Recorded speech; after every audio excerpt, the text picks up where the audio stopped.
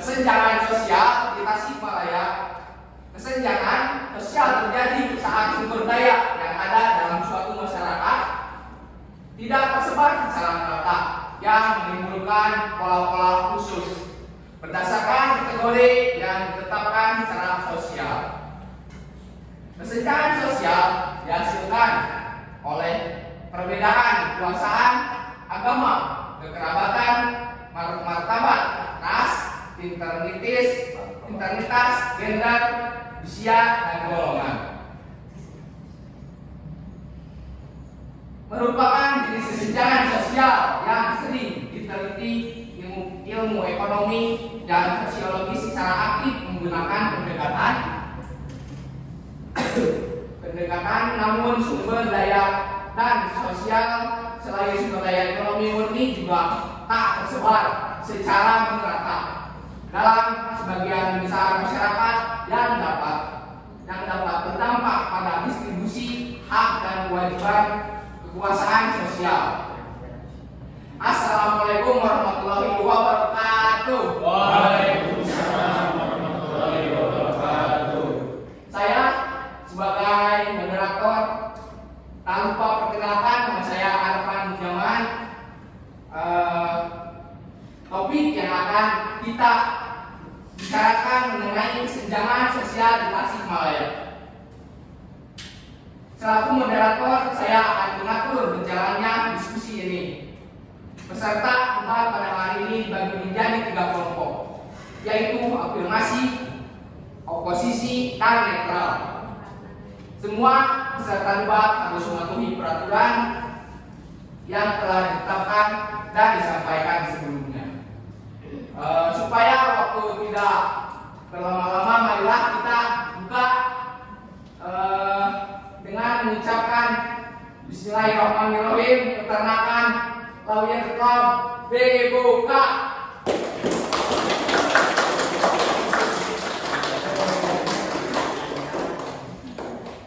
Selanjutnya saya akan berikan pada masing-masing kelompok untuk memberikan komentar atau tanggapan atas argumen lawan masing-masing selama 3 menit.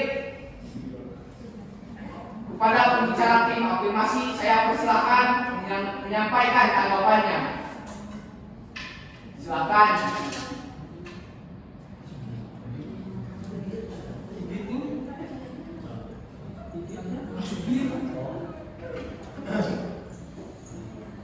Bismillahirrahmanirrahim. Saya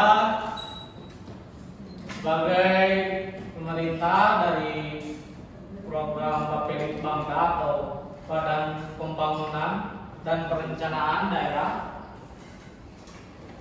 kami di sini ingin sedikit menjelaskan tentang program-program yang kami ajukan atau akan kami selenggarakan di tahun 2024. Salah satunya program dari kami atau program unggulan dari Bapelitbangda yaitu Jabar Caang tahun 2024.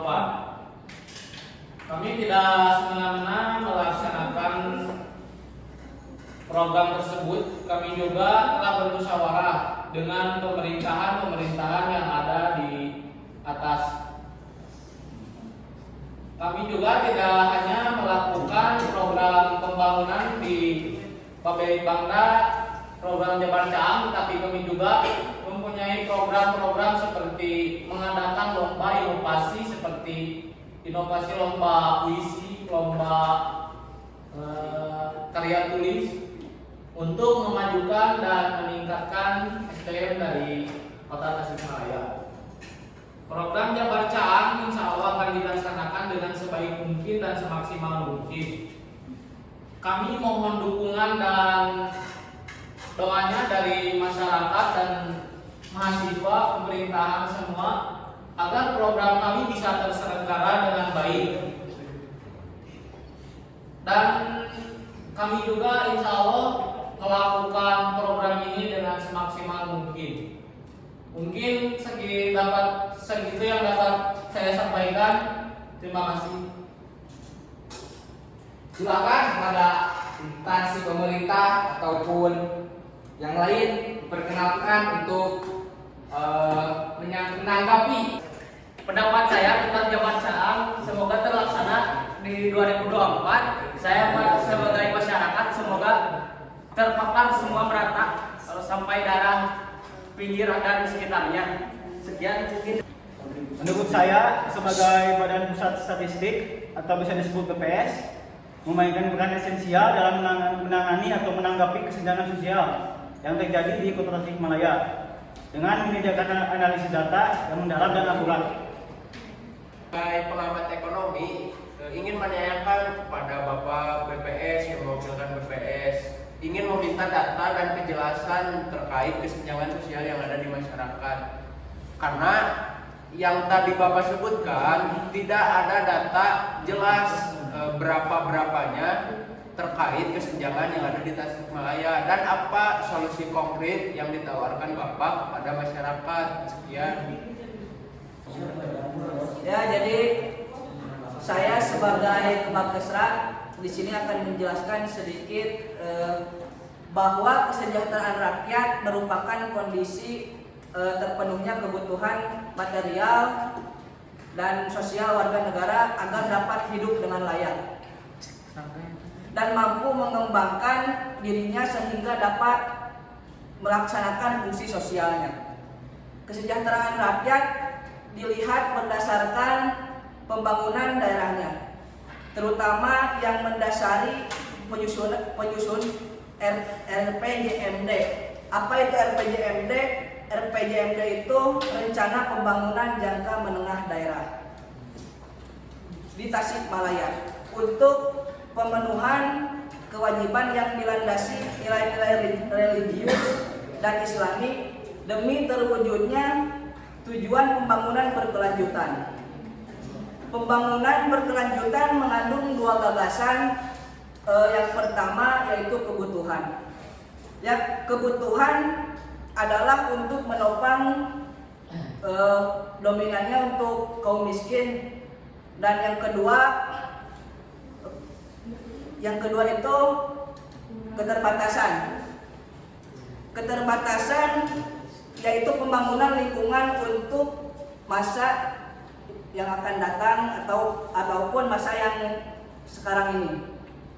Rencana pembangunan jangka menengah daerah di Kabupaten Tasikmalaya ditetapkan dengan maksud untuk memberikan arah sekaligus pedoman bagi seluruh pemangku kepentingan, baik bagi pemerintah daerah, masyarakat, dan dunia usaha dalam mewujudkan cita-cita dan tujuan pembangunan daerah yang berkesinambungan. Oleh karena itu, pencapaiannya dapat dilakukan dengan pengolahan yang baik terhadap kondisi dan modal, kekuatan modal sosial, pengolahan lingkungan hidup, terwujudnya good and clean governance, yaitu tata pemerintahan yang baik dan bersih. Pengolahan anggaran yang efektif dan efisien dan kepemimpinan yang menggerakkan dan transformatif.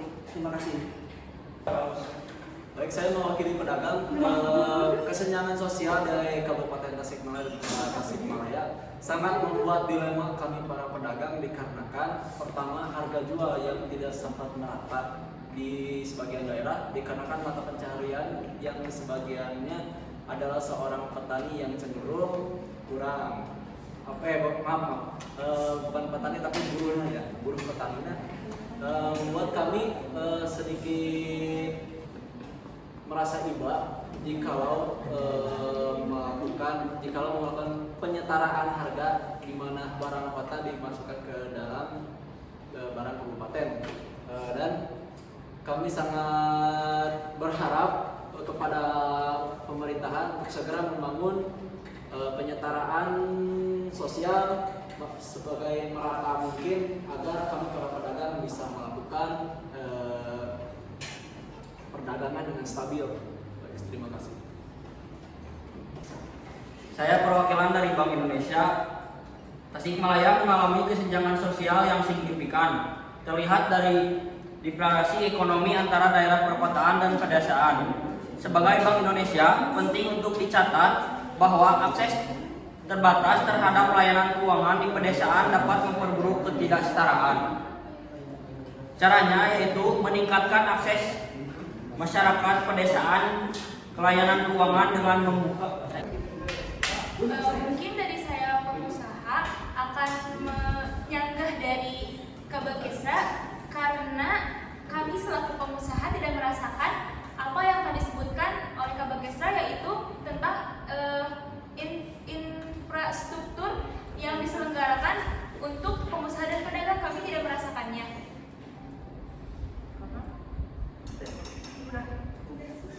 Kepada Bapak Kabakesra, kenapa hanya memfasilitasi infrastruktur kepada pengusaha dan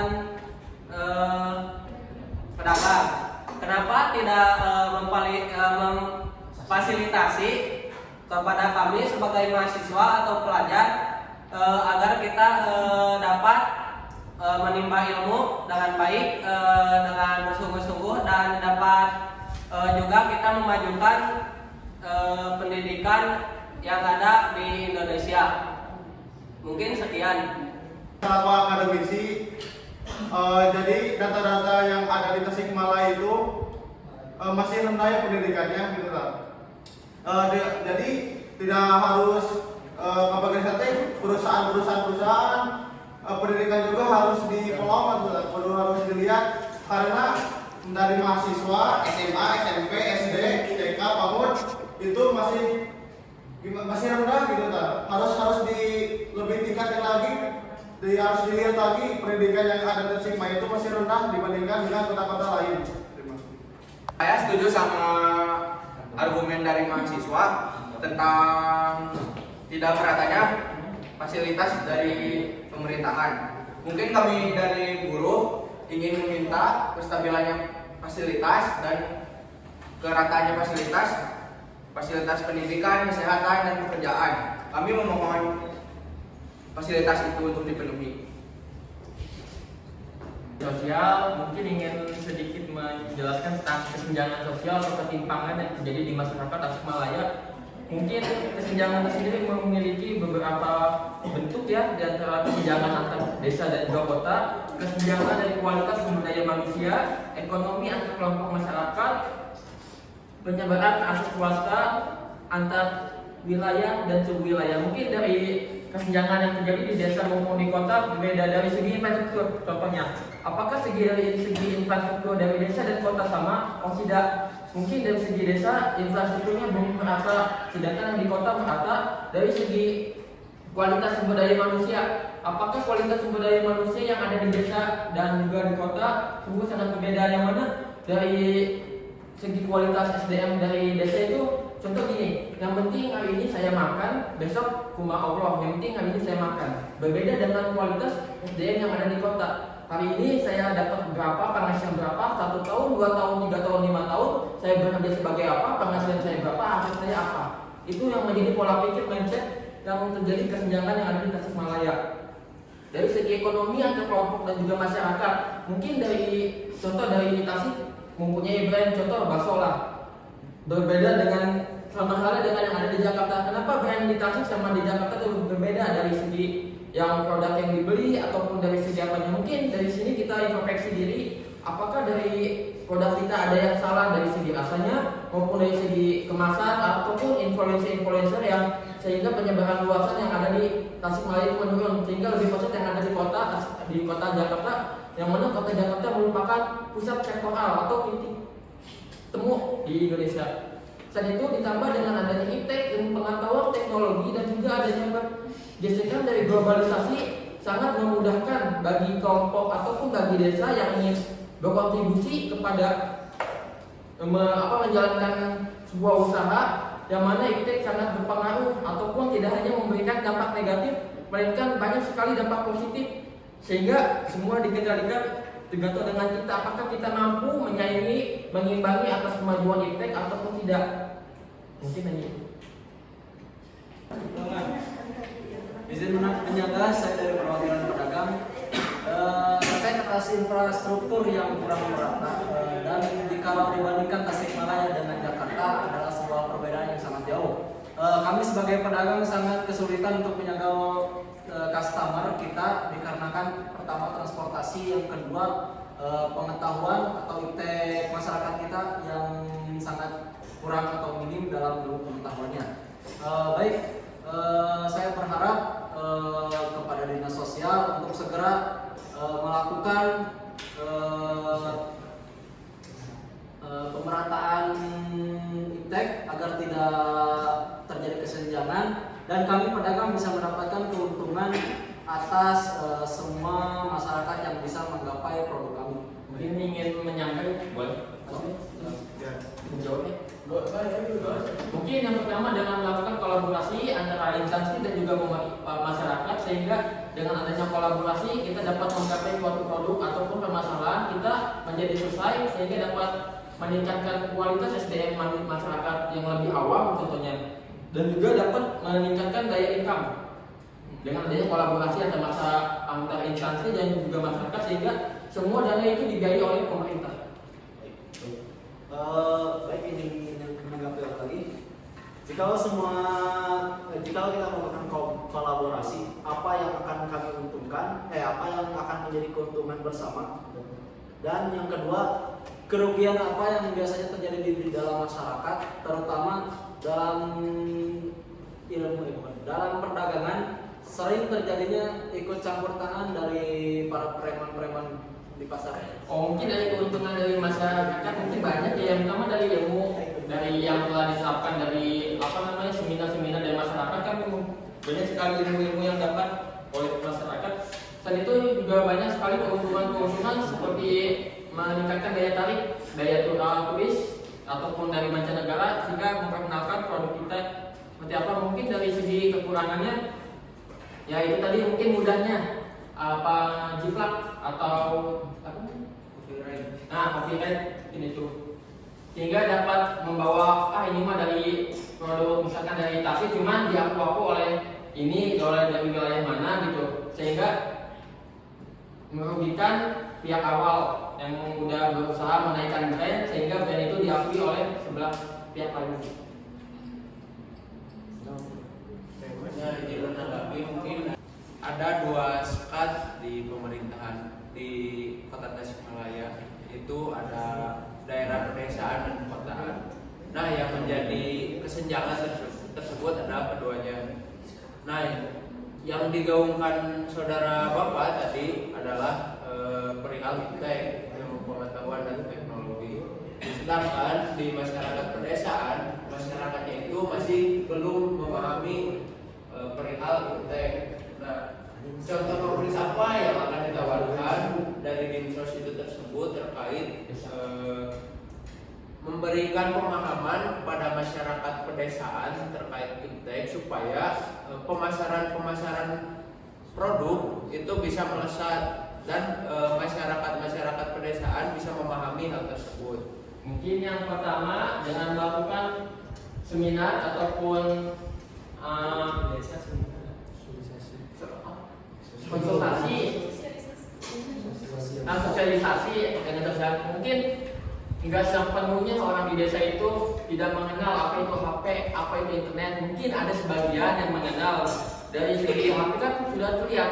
Kayak contoh kita mau melakukan jual ataupun jual produk kan mungkin dengan mudah di HP. Mungkin nggak semua di desa itu tidak mengenal dengan iptek, ilmu pengetahuan teknologi. Mungkin ada beberapa, mungkin dari ibu bapaknya mungkin gaptek, gagal ini iptek. Mungkin dari anaknya juga enggak, dari bapaknya, bukan dari bapaknya. Mungkin dia lebih paham mengenal iptek gimana orang. Mungkin zaman sekarang kan zaman ini generasi milenial yang mana semua orang itu sudah paham, sudah mengenal dengan adanya iptek yang ada. Mungkin sering dipegang oleh kita, digenggam oleh kita.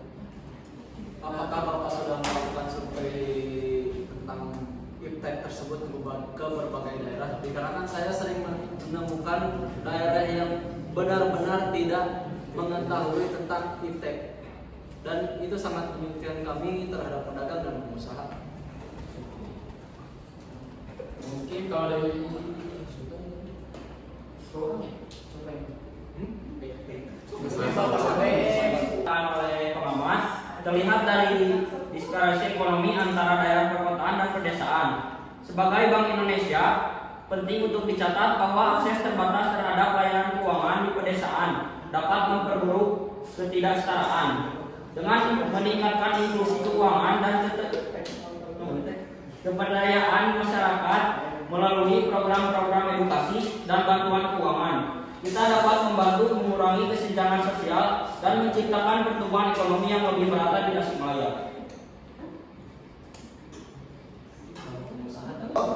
Di Tasikmalaya meresponsif kesenjangan sosial terkait infrastruktur dengan sudut pandang yang beragam sebagai mengapresiasi pembangunan infrastruktur karena dianggap meningkatkan aksesibilitas dan peluang ekonomi. Namun sebagai lain menyuarakan keperintahan atas ketidaksetaraan distribusi manfaat, mengklaim bahwa beberapa wilayah mungkin belum mendapat dampak positif secara merata. Alasan ini muncul dari bisa itu ayana didinya nanti mengayakeun aya satpam kunaon teu nanti keamananana teu dijaga ku bangsa urang gitu karena orangnya kan butuh nanti pemasukan yang anak pamajikan gitu tak kunaon maneh ngayakeun ka satpam ka batur gitu kunaon teu nanti pengamananana kudu aya di lingkungan didinya. Untuk menanggapi LSM, apakah LSM siap bertanggung jawab apabila ada kebobolan di ATM? Nyapan kurang ngamankeun ge pasti ngamankeun dari eta menurut kos. Ya.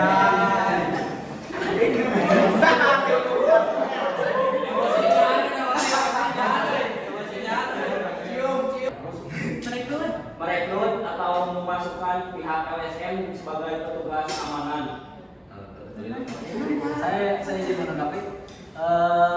Menurut saya pihak bank harus melakukan kerjasama dengan para pihak LSM dikarenakan demi kemajuan ekonomi di wilayah tersebut dan menghadirkan lapangan kerja baru untuk para warga di daerah tersebut sehingga para preman tidak lari ke infrastruktur kami, pedagang dan pengusaha itu pasar, karena pasar kami sering diganggu oleh preman. Pak BI ya, saya sebagai masyarakat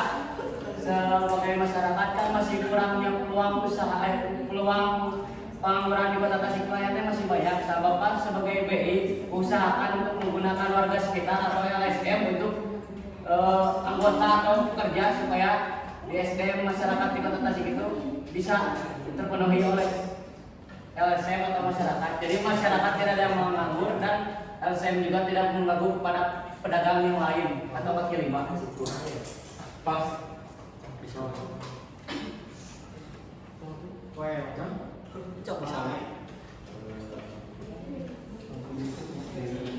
Mungkin kagok ngapa Boleh gitu lah. Namun kirana mana yang baik itu rumahnya. Pas Vegas. SOP-nya oh. Lamun sakrana mana didinya nanti keukeul kudu pagaweana kudu nanti tercantumkan SOP dulu meureun wayahna meureun nanti bang didinya kurang diacak-acak jeung barudak mesinnya mau mana didinya.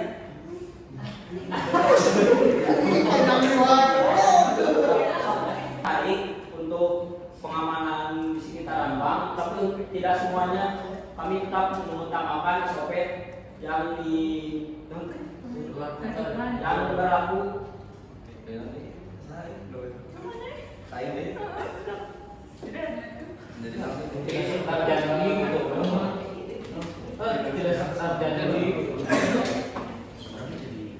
Mudah-mudahan kita omongan mana itu sih ditepati lah ulangan satu ngomong potong.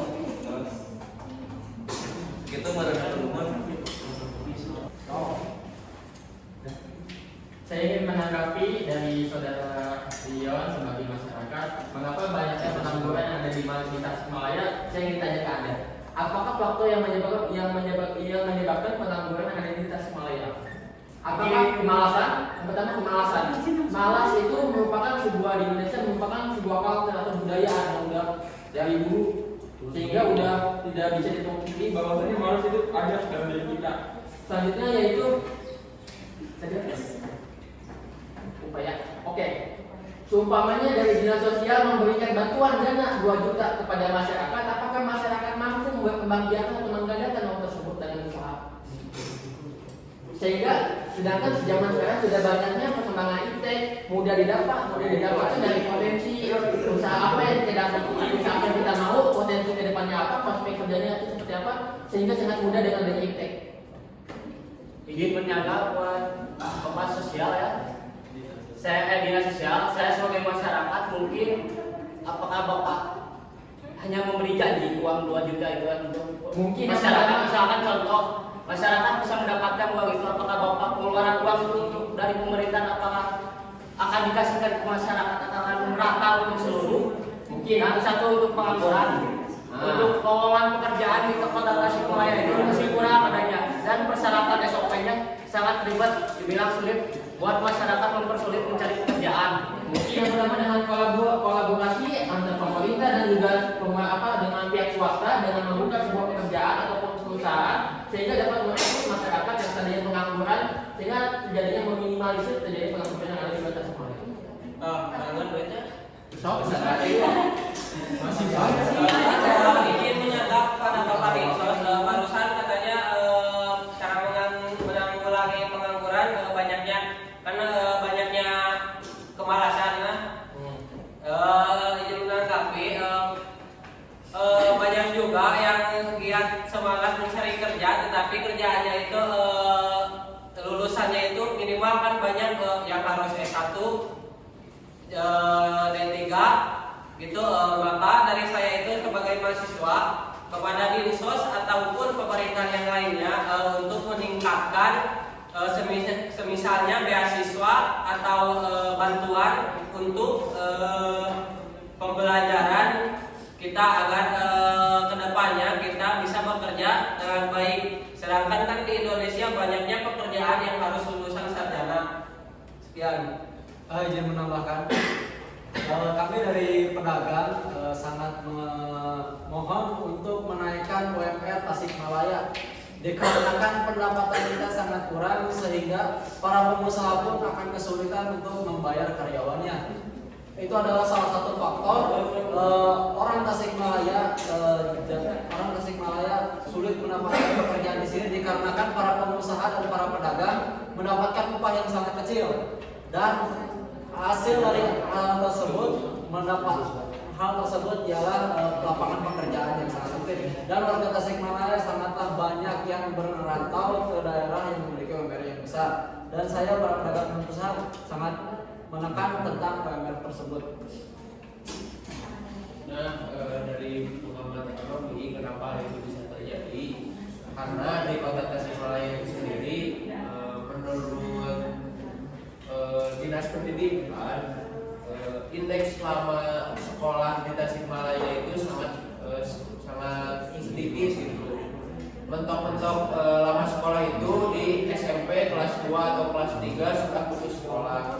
Nah, yang mesti harus ditingkatkan yaitu SDM atau prasarana dan infrastruktur pendidikan karena untuk menyiapkan generasi selanjutnya bukan memanfaatkan SDM yang rendah, tapi kita harus menyiapkan dan melatih generasi yang selanjutnya gitu. Mungkin dengan cara misalkan pendidikan, beasiswa apa yang tadi disebutkan saudara mahasiswa, terus infrastruktur harus ditingkatkan karena sekolah-sekolah di Tasikmalaya kebanyakan sudah tidak layak untuk dihuni gitu.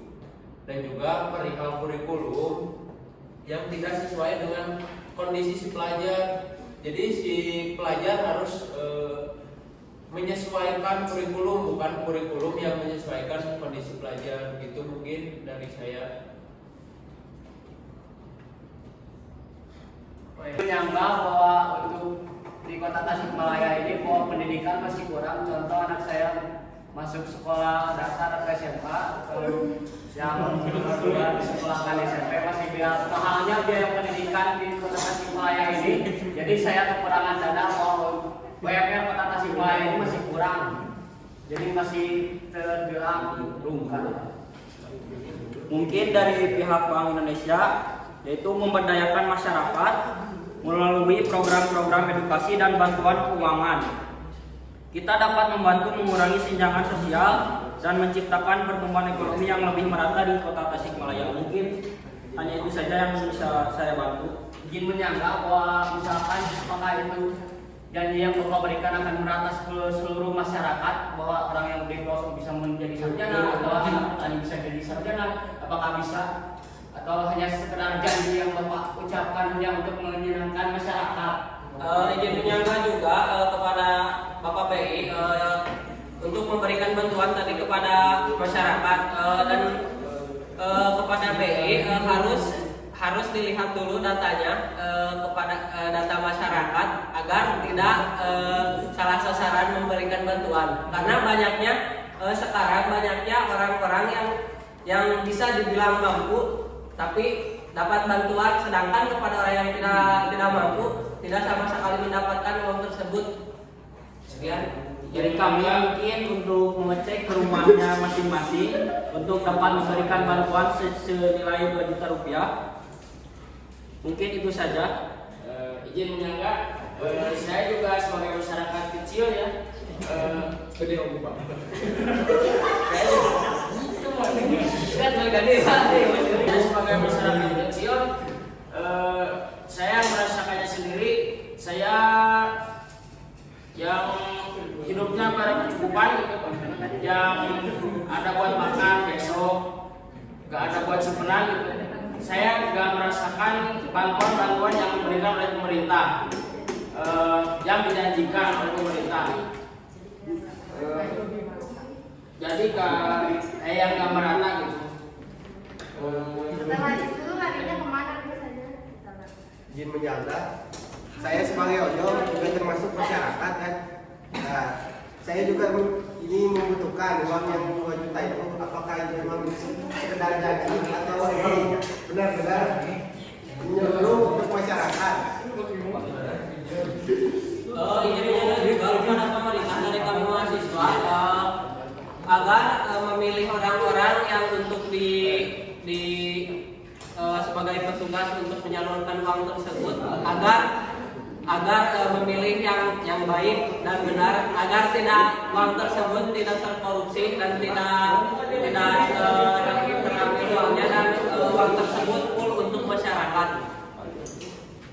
Dan kalau menurut saya sebagai pengamat ekonomi, Jadi kita bukan melulu menyalahkan pemerintah, tapi harus melihat juga kepada kondisi masyarakatnya, apakah ingin melakukan perubahan atau tidak. Percuma kalau pemerintah menyalurkan anggaran dana program, tapi masyarakat itu sendiri tidak mau melakukan perubahan. Jadi revolusi itu hadir dari grassroots, dari akar rumput, yaitu masyarakat kelas bawah, bukan dari atas ke bawah. Jadi seperti itu.